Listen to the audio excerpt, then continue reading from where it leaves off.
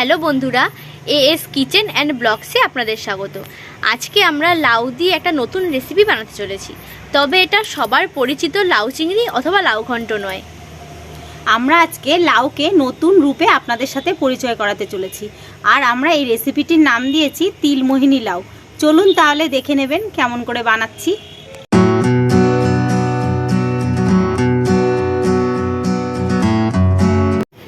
তিলমোহিনী লাউ বানানোর জন্য লাউটাকে এরকম আলু ভাজার মতো ঝিরিঝিরি করে কেটে নিয়েছি। আর নিয়েছি জিরের গুঁড়ো, গোলমরিচের গুঁড়ো, ফোড়নের জন্য শুকনো লঙ্কা, তেজপাতা, কিছুটা আদা বাটা, 1 চামচ বেসন আর কিছুটা তিল। সাথে নিয়েছি ডালের বড়ি আর পরিমাণ মতো কাঁচা লঙ্কা। প্রথমে একটি খালি কড়াইতে তিলগুলোকে হালকা গোল্ডেন হওয়া পর্যন্ত ভেজে নিচ্ছি। দেখুন তিলটা খুব সুন্দর একটা কালার এসেছে আর একটা সুন্দর সেন্টও বেরিয়েছে। এবার এটাকে নামিয়ে নিচ্ছি। এরপর কড়াইতে তেল গরম করে ডালের বড়িগুলোকে লাল লাল করে ভেজে তুলে নেব।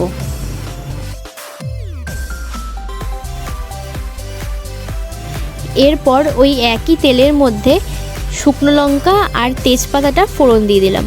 ফোড়নটাকে হালকা একটু ভেজে কুচিয়ে রাখা লাউগুলো এর মধ্যে দিয়ে দেব।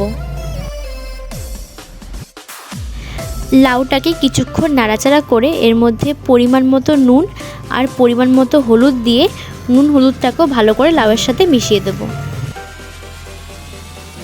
তারপর লাউটাকে ঢাকা দিয়ে আমি সেদ্ধ হতে দেব। লাউটা সেদ্ধ হতে হতে এদিকে আমি আগে থেকে ভেজে রাখা ডালের বড়িগুলোকে হাতের সাহায্যে এভাবে টুকরো করে নেব।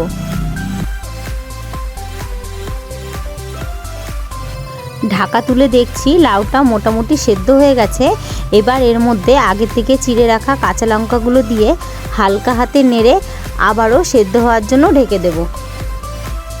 এরপর ভাজা তিলগুলোকে প্রথমে শুকনো কয়েকবার মিক্সারে ঘুরিয়ে তারপর জল দিয়ে মিহি একটা পেস্ট বানিয়ে নেব। আবারও ঢাকা তুলে নিয়ে দেখলাম লাউ থেকে বেশ অনেকটাই জল বার হয়েছে আর লাউটাও সেদ্ধ হয়ে গেছে। এবার আমি এই লাউটাকে নামিয়ে রাখবো। এরপর ওই একই কড়াইতে কিছুটা সর্ষের তেল গরম করে এর মধ্যে দিয়ে দিলাম বেসন। বেসনটাকে হালকা নাড়াচাড়া করে কালার চেঞ্জ করা পর্যন্ত ভেজে নেব। তারপর এর মধ্যে দিয়ে দেব আদা বাটা, জিরের গুঁড়ো, গোলমরিচের গুঁড়ো। এবার এই সবটাকে একটুখানি নেড়ে এর মধ্যে জল দিয়ে দেবো, কারণ পুরোটা তো গুঁড়ো মশলা নয়, তো গুঁড়ো মশলা নিচে পুড়ে যেতে পারে। সেই জন্য হালকা জল দিয়ে তারপর মশলাটাকে ভালো করে ভেজে নেব। দেখুন মশলা থেকে তেল ছেড়ে দিয়েছে, মশলাটা ভালো মতো কষানো হয়ে গেছে। এবার এর মধ্যে অর্ধেক রান্না করে রাখা লাউটা দিয়ে মশলার সাথে হালকা নাড়াচাড়া করে কিছুক্ষণ রান্না হতে দেব।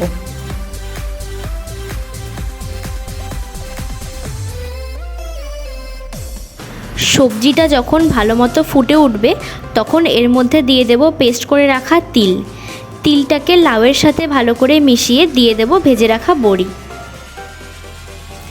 বড়িটা ভালো করে মিশিয়ে চাইলে আপনারা সবজিটা নামিয়ে নিতে পারেন, কিন্তু আমরা এই সবজিটা আরও একটু শুকনো খেতে পছন্দ করি, তাই আরও কিছুক্ষণ সবজিটাকে ফুটিয়ে নেব। তাহলেই রেডি হয়ে যাবে আমাদের তিলমোহিনী লাউ।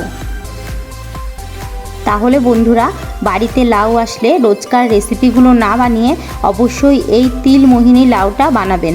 তাছাড়া রেসিপিটা যেহেতু সম্পূর্ণ নিরামিষ, আপনারা যে কোনো নিরামিষের দিনেও এই রেসিপিটা বানাতে পারেন।